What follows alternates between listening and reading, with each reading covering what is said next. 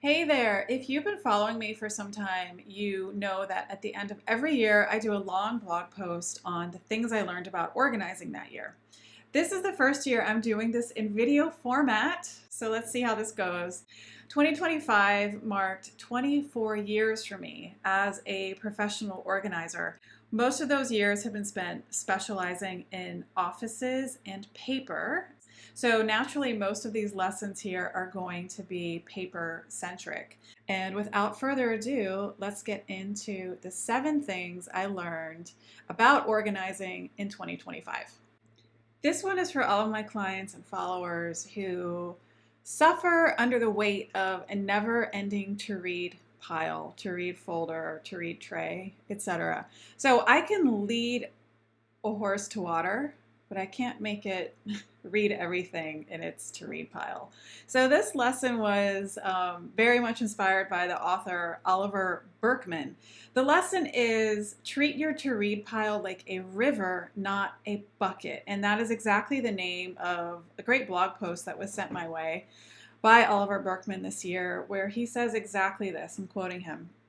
He says, "This means treating your to read pile like a river, a stream that flows past you and from which you pluck a few choice items here and there, instead of a bucket that demands you empty it." And I just love this metaphor because so many of my clients are avid readers. They consume a lot of just information and knowledge in the form of articles, tear outs, etc. And they absolutely never get to the bottom of it or anywhere close. And it's not my job to help them get to the bottom of it. It's my job to help them really pull from it what they need and feel empowered and free to let go of the rest. So I hope this imagery, this metaphor of just plucking what you need and letting the rest float by is helpful. So I'm linking to his post below. You really should read Oliver Burkeman's Treat Your to Read Pile Like a River, Not a Bucket. It's something that I've shared with so many of my clients ever since I read this post earlier this year, and will continue to do so for years. Sometimes you have to organize it all in order to throw it all away. I wrote a blog post earlier this year entitled, "Is it ever okay to throw away everything you just organized?" The answer is absolutely yes. So a lot of times I will work with a client and we might spend hours, weeks, months, it's hard to quantify, but quite a lot of time organizing their things only to toss it all away. So I had a couple examples of that this year that I outlined in the blog post that you can read, but one of them, for example, was a client who had gone through a really painful divorce around the time I met her many years ago. And we spent quite a lot of time meticulously organizing all of the papers around that time of her life, divorce-related papers. And I showed up in her home and she was like, "Today's the day, Kacy. I know we meticulously organized all of this stuff, and they're just, they're records of a very painful part of my past. And I was clinging to them because I thought maybe one day they might have value, but what I really need most in my life is lightness and freedom. So today we're throwing away all the divorce papers." And we did, like all of them. And she had spent so many hours with me doing it across so many months. And she almost never returned to them. And even though there was still a chance that she might need them one day, the chance was so slim. The chance was too slim to warrant keeping them. And this is something that I've known as an organizer for years, but this year was the first time I had really articulated it. So something I shared and voiced with a lot of my clients was, you know what, we might organize all of this stuff in your drawer, in your box, just so you can let it go. And people really resonated with that because sometimes you don't feel empowered to toss things. Sometimes you don't trust yourself to toss the paper in front of you until you have it meticulously organized. So if you're facing a mess of paper, don't feel like you have to choose, I either keep it and organize it or I throw it away. Sometimes organizing it doesn't mean you keep it forever. Sometimes organizing it is just a stepping stone, a necessary stepping stone along the path to releasing it and letting it go, especially with paper. Something I learned from personal experience this year is how much we can maximize our productivity and focus if we only focus on 3 projects at a time. And I learned this early in the spring as I was reading Cal Newport's book, Slow Productivity. I highly recommend it. So he gets full credit for this lesson that I'm about to teach you. So in this book, he introduces the idea of keeping no more than 3 major things on deck at a time. In this book, he teaches us to focus on fewer things at once, to slow down, to take our time with them in order to do them much better. Instead of racing through our projects and ideas to cross them off a list as fast as we can, really give them the time they need to simmer so we can do our best work. So he talks about this concept of a pull instead of push, a pull-based workflow where we are very mindfully pulling things onto our to-do list instead of pushing everything on our to-do list. So he also talks about the concept of holding tank versus active. So any given minute, we all probably have dozens of things in our holding tank. Big projects, small projects. This is just kind of like everything we want to do, but we can't focus on everything at once. And I like this magic number 3 that he teaches. So I'm going to read from you a little expert, but keep in mind this concept of holding tank, but then from that only pulling 3 things from the holding tank at once onto our active list. Okay, so in the hardback version on page 106, Cal Newport says, the active position of the list, by contrast, should be limited to 3 things at most. When scheduling your time, you should focus your attention only on the projects on your active list. When you complete one of these projects, you can remove it from your list. This leaves open a free slot that you can fill by pulling in a new project from the holding tank.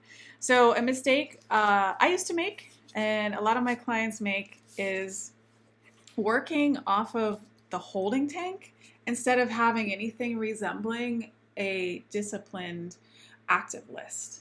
So what I'm about to show you is like the inspired office version of this. I teach my clients to make visible a lot of their work, a lot of their to-dos. My clients are out of sight, out of mind, ADHD. So when we make visible our goals and our projects, it's much more focusing. So what I'm showing you right now is exactly how I have brought to life this concept. So you're looking at my own to-do board. It's just a clear board I have here in my office. And to be honest with you, the one on the left, the website, has been on my board all year long. It's okay because I've been picking away at it, but I'm not going to erase working on my website until the new website is done. The middle project and the project on the right, those have come and gone throughout the year. Some things have sat there for a month. Some things have sat in these slots for 6 months. But I do not erase something until it is 100% done. So instead of focusing on any number of things in my holding tank, I have to erase something off this board in order to pull something from the holding tank and put it on. And this next picture that I'm going to share with you is from a client. So for years now, she has had this sort of homemade to-do box, to-do tray, and think of that as her holding tank. It really represents most of the things she has to do, and it follows her from her home office to her living room to her dining room. But I wanted to make visible for her this concept of 3. But I wanted to, in true inspired office form, make it very visible. So on her to-do tray, we just now have 3 Post-its. So her work is really to find the discipline in every week or so to revisit her concept of 3 and to remove something when it's done and only to add something to her plate when something active on one of these squares is done. I can't begin, well, I've tried to begin to tell you how helpful this has been in my life this year, and I really look forward to continuing with it indefinitely, because this has really been like the cornerstone of all of the big things I've produced for myself in 2025. Quitting just one bad habit makes life drastically better. So, the one bad habit I quit in 2025 was just being on my iPad in bed as I was falling asleep.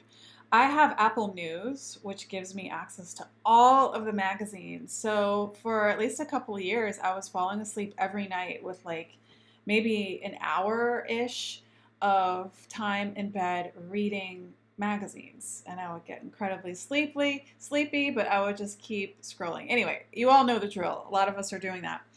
So I made a hard and fast rule early in the year to not allow screens in my room at night. No phone, no iPad.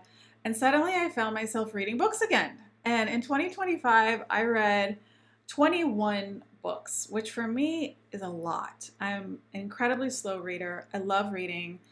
And I guess it was kind of a New Year's resolution, because I did this back in January, to give up the screens and read more. And I read drastically more. And when I tell the story to people, they're like, well, how did you do it? Because, I rely on my screen for my alarm clock. So I really had to think back as to how this was going to work. My iPad was my alarm clock. But I bought the Lofty alarm clock. I'll link this below. Lofty. And it's not quite analog. It is connected to Wi-Fi. So it's smart. There are all these really cool settings, but I don't have to rely on a phone or an iPad to wake me up. Therefore, I don't need it in the bedroom. So the addition of this Lofty alarm clock ultimately resulted in me just sleeping better, sleeping longer, reading more books. And I also want to say, in hindsight, I think this was somewhat inspired by this popular book, Atomic Habits. So in Atomic Habits, James Clear teaches us that usually it's just one tiny, tiny habit that has this great ripple effect in our life. So, habits are what we can add, and then habits are also bad habits that we can get rid of. In my case, eliminating screens in the bedroom allowed me to become a reader again. So a quote of his that I love is, you don't have to be the victim of your environment. You can also be the architect of it. And by keeping the screens out of my environment and adding the Lofty alarm clock to my environment, I was able to really become the architect of my nighttime again. And truly just like becoming a better person for it, because aren't we all better people?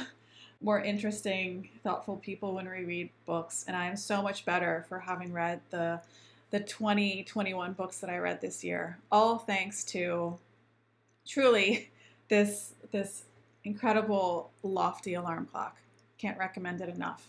There are definitely options to using your phone or iPad as an alarm clock. Don't let that be your excuse to scroll for hours in bed as you're falling asleep. It's illuminating to pinpoint for yourself if your organizing issues revolve around whether or not you need more time, or whether or not you need more skills and knowledge and ideas. Again, this is something that I feel like I've known for years, but really started articulating it face to face with clients this year. So with a lot of new clients this year, I asked them upfront as early as possible, do you feel like your problem is more one of time and focus, or one of just feeling like overwhelmed and paralyzed and having absolutely no idea what to do with the organizing challenges in front of you? And people were usually really quick to answer, even if their answer was both. But if somebody said the issue is just time, then I knew that accountability and just kind of encouragement and support is what they needed the most from me as an organizer. If somebody said, oh, no, it's not time, like if I had all the time in the world, I still wouldn't know what to do, then I knew that my job as an organizer was going to be more one of kind of like creative heavy lifting and just digging deep into my toolbox and just giving a lot of strategy and ideas and trial and error, etc. Both are avenues I'm happy to take with clients. But I realized it really helped them just to pause for a moment and ask themselves, do I need more time or do I need more just like knowledge and skills and ideas? So if you're struggling with an organizing project, you've not really been able to start, just take a second right now and ask yourself, what am I lacking? Is it time and focus? Or is it skills? Is it ideas? Is it practices? And that hopefully will inform where you need to go searching, where you need to work on yourself, and where, if you're working with an organizer, where you need to ask them for help. Hold me accountable or give me fresh ideas. I'm at a loss. So is it time that you need or is it skills that you need? So you might not want to hear this, but sometimes you simply just have to go through the papers one at a time. And why did I put this on the list of things I learned about organizing this year? It's because I've always, with other things on this list, always kind of known it. But I mentioned this in a small group cohort that I was running. And I was surprised when at the very end, when I was asking for takeaways from the small group at the very end for what was one of your biggest takeaways from this 8-week program that I ran, somebody said, you know what, Kacy, the most valuable thing I learned from this program was you telling us that sometimes you just have to go through everything one at a time. So it's not the fast route, it's not the easy route, but oftentimes it is exactly what we have to do in order to enjoy a big transformation and lasting change. I think all too often people are looking for like a gimmick or a quick fix, or like a really cool new organizing product, when you have to just do the dirty work of going through paper one at a time. Again, this is my 24th year of organizing, so I have spent a little over half my adult life sitting with people as they go through their papers one by one. And that is really, I think, one of the greatest gifts I can give my clients as an organizer, just, the gift of my time. Sitting with them, body doubling as we call it, just to go through things one by one. Because if you're not going through things one by one, you won't be able to throw things away. Oftentimes when you're like, I don't have the time to do this. I mean, who's got an hour? Who's got 3 hours to go through this stuff? I'll just figure it out later. Then the box never goes away. The bag of paper never goes away. The drawer that's been stuffed for years never goes away. When really we need to just like put everything down, say no to a lot of things that we would rather be doing for the sake of going through things one by one, just to let it go. It gets easier, I promise. And it might take hours. It might take months to go through what you have one by one. I'm not saying that you're not the kind of person or you don't have the kind of project where you can open a box or a drawer and say, you know what, this really isn't worth my precious life on earth. I'm going to toss it. You might have little pockets where you can do that. I hope for you that most of your organizing project is the kind where you can just throw it all away. But if you're watching this video, you're probably the kind of person who cannot do that for any number of reasons.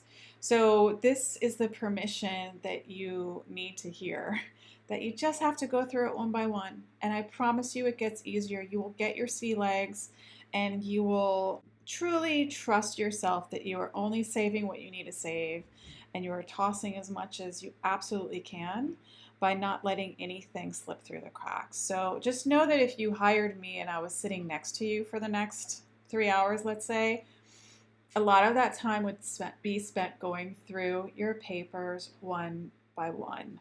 So this is just the tough love that maybe you need to hear.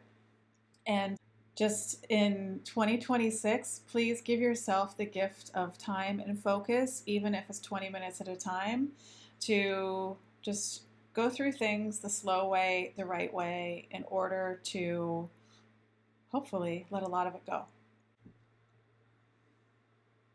Sometimes when all else fails, what people really need is community, accountability, and real time support. I learned that this year through a brand new offering of mine. This year, 2025, was the first year I offered online small group coaching programs. I ran 3 of them. Every single one of them sold out. I really look forward to offering more in 2026. If you feel like this is something that might work for you, please click the assessment below. That's the best possible way for us to get in touch and see if you're a good fit. The way it has worked is I've worked with 6 people at a time, and everybody brings to the table different aspects of a challenging paper, productivity, office project. And with the small number of 6, everybody gets the individualized attention they need, but they also get this nice small community where you feel accountable to the other members without any competition whatsoever, but you have this nice long but not too long stretch of 8 weeks to work through your organizing project with my support and the support of peers around the country, around the world, who are working through similar challenges and sharing similar goals. So it has just been an incredibly effective way for people to just make major progress on their projects and finally finish working through challenges in their office. So I look forward to maybe working with you in 2026. So again, take the assessment below if you are remotely interested in joining me this year for small group coaching. And thanks for sticking with me this long through this video of things I learned in 2025. I've always written these out in blog posts. This is the first time I've done a video, and it was harder than I thought. I'm finding returning to video format has its challenges. It's in many ways, for me, a lot harder than sitting down and typing. But I resolved to work on this in 2026 to give you more videos because I know they're helpful. Please post below in the comments your biggest takeaway from this video and anything you learned about organizing in 2025. I look forward to working with you and teaching more about office organizing in the new year. Thanks so much.